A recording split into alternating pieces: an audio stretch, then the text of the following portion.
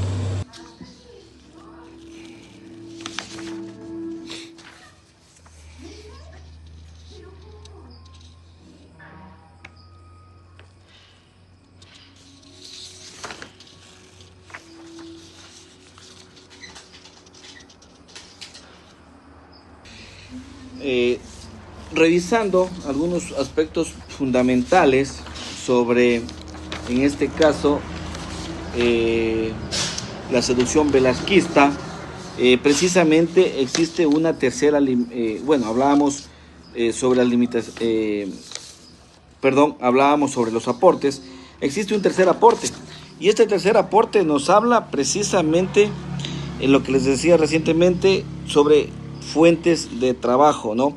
Reconoce De la Torre reconoce que realizó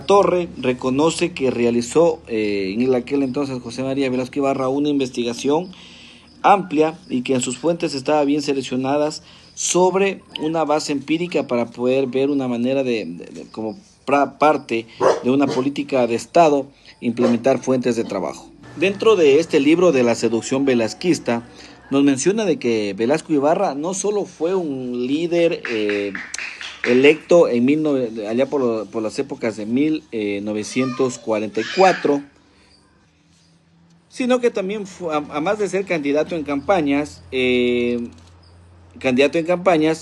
también y presidente de distintos momentos históricos en el país, era un símbolo político, ¿no? Él también asesoraba campañas. Mencionar pues que en el gobierno de José María Velasco Ibarra no existía tanta persecución o limitaciones o coartar la libre expresión de la ciudadanía o de algunos otros actores políticos que no coincidían, ¿no? Porque precisamente él tenía una frase que decía que los discursos movilizan, pero los gobiernos, como lo mencionaba precisamente en aquel gobierno de José María Velasco Ibarra, pues él era siempre partidario de la democracia, ¿no? Lo que no sucede en la actualidad.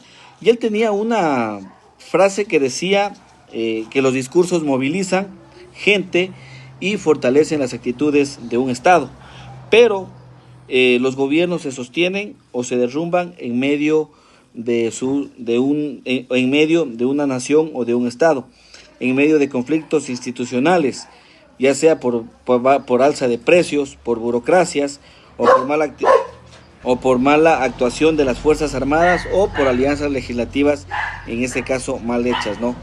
También nos mencionaba de una metáfora política y dentro de la seducción velasquista, y él decía que una metáfora política es poderosa, pero también es ambigua, sirve para explicar atracción entre los ciudadanos políticamente, deseo político, carisma y reciprocidad dentro de un Estado. En pocas palabras, la seducción velasquista nos habla de que no es una historia política total en el Ecuador, pero sí es una obra clave para, en este caso, entender una de las matrices políticas más persistentes del liderazgo dentro del gobierno de José María Velasco Ibarra.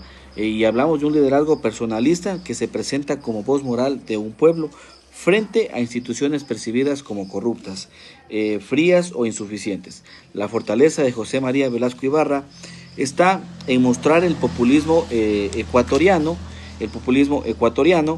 y explicar solo por qué existe la pobreza, el atraso institucional o la manipulación del desarrollo de un pueblo, ¿no? También se la debe de entender como una forma de producción de legitimidad, donde el líder y lideresas tienen que ser seguidores de su propio pueblo y nación. Actualmente vemos que en el Ecuador la tensión entre instituciones débiles y liderazgos son redentores en realidad, y no pertenecen solo al pasado, sino que también son parte del presente. De la Torre Espinosa en su libro nos muestra cómo ayudar a entender y por qué existe la tensión cuando un Estado empieza a debilitarse, ¿no? Ya sea de diferentes ámbitos o de diferentes maneras a través de distintos ciclos políticos. Y menciona precisamente de que el líder no solo tiene que ser también carismático con la gente, sino carismático con sí mismo. Y precisamente es la demanda social que vuelve razonable a todo un Estado frente a un gobierno. La seducción velasquista debe de ser leída, entendida como un estudio histórico, no solo de 1944, sino más bien como una historia actual, porque solo así existe una advertencia general sobre las democracias cuando no logran producir confianza institucional y obviamente, en pocas palabras, cuando un gobierno no brinda confianza frente a una nación. La seducción velasquista, como lo mencionaba precisamente, lo que trata de mostrar es de cómo un gobierno se construye desde la confianza de su gente, y no solo desde la confianza de su gente, sino también desde la confianza, desde la manera de gobernar. Es un libro que muy interesante en realidad. Invitados de pronto todos a que lo puedan leer, lo puedan analizar, y obviamente si alguien tiene una mejor análisis referente al tema, pues bienvenido sea. Un abrazo, muchas gracias.